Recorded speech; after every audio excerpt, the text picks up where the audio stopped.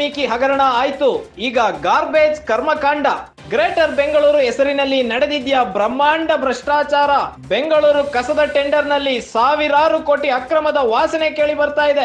ಕಸದ ಟೆಂಡರ್ ನಲ್ಲಿ 15,000 ಕೋಟಿ ಕಿಕ್ ಬ್ಯಾಕ್ ಪಡೆದಿದ್ದಾರೆ DCM DK Shivakumar. DCM DK Shivakumar ವಿರುದ್ಧ ಕೇಂದ್ರ ಸಚಿವ ಎಚ್.ಡಿ. ಕುಮಾರಸ್ವಾಮಿ ಗಾರ್ಬೇಜ್ ಬಾಂಬ್ ಸಿಡಿಸಿದ್ದಾರೆ. ಬೆಂಗಳೂರಿನ ಕಸ ಎತ್ತಲು ಬ್ಲಾಕ್ ಲಿಸ್ಟ್ ನಲ್ಲಿರೋ ವ್ಯಕ್ತಿಗೆ 30 ವರ್ಷ ಗುತ್ತಿಗೆ ಆರೋಪ.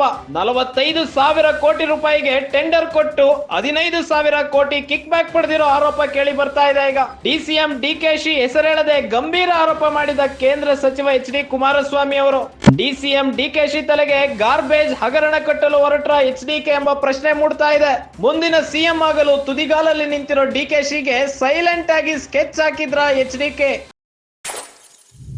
ಕಳೆದ ಕೆಲ ದಿನಗಳಿಂದ ವಾಲ್ಮೀಕಿ ಹಗರಣ, ಮೂಡಾ ಹಗರಣ, ಹೀಗೆ ಹಗರಣಗಳ ಮೇಲೆ ಹಗರಣಗಳು ರಾಜ್ಯ ಸರ್ಕಾರದ ಮೇಲೆ ಕೇಳಿ ಬರ್ತಾ ಇದ್ದಾವೆ. ಅದರ ಮಧ್ಯದಲ್ಲಿ ಈಗ ಹೊಸ ಹಗರಣ ಶುರುವಾಗಿದೆ, ಗಾರ್ಬೇಜ್ ಹಗರಣ. ಗ್ರೇಟರ್ ಬೆಂಗಳೂರು ಹೆಸರಿನಲ್ಲಿ ಬ್ರಹ್ಮಾಂಡ ಭ್ರಷ್ಟಾಚಾರ ನಡೆದಿದೆ ಅಂತ ಎಚ್.ಡಿ. ಕುಮಾರಸ್ವಾಮಿ ಅವರು ಈಗ ಆರೋಪಿಸಿದ್ದಾರೆ. ಕಸದ ಟೆಂಡರ್ ನಲ್ಲಿ 15,000 ಕೋಟಿ ಕಿಕ್ ಬ್ಯಾಕ್ ಪಡೆದಿದ್ದಾರಂತೆ ಡಿಸಿಎಂ ಡಿಕೆ ಶಿವಕುಮಾರ್. ಡಿಸಿಎಂ ವಿರುದ್ಧ ಕೇಂದ್ರ ಸಚಿವ ಈಗ ಗಾರ್ಬೇಜ್ ಬಾಂಬ್ ಸಿಡಿಸಿದ್ದಾರೆ. ಕಸ ಎತ್ತಲು ಬ್ಲಾಕ್ ಲಿಸ್ಟ್ ನಲ್ಲಿರೋ ವ್ಯಕ್ತಿಗೆ 30 ವರ್ಷದ ಗುತ್ತಿಗೆ ಆರೋಪ ಕೇಳಿ ಬರ್ತಾ ಇದೆ. 45,000 ಕೋಟಿ ರೂಪಾಯಿಗೆ ಟೆಂಡರ್ ಕೊಟ್ಟು 15,000 ಕೋಟಿ ಕಿಕ್ ಬ್ಯಾಕ್ ಪಡೆದಿದ್ದಾರಂತೆ ಡಿಸಿಎಂ ಹೆಸರೇಳದೆ ಗಂಭೀರ ಆರೋಪ ಮಾಡಿದ್ದಾರೆ ಈಗ ಕುಮಾರಸ್ವಾಮಿ ಅವರು.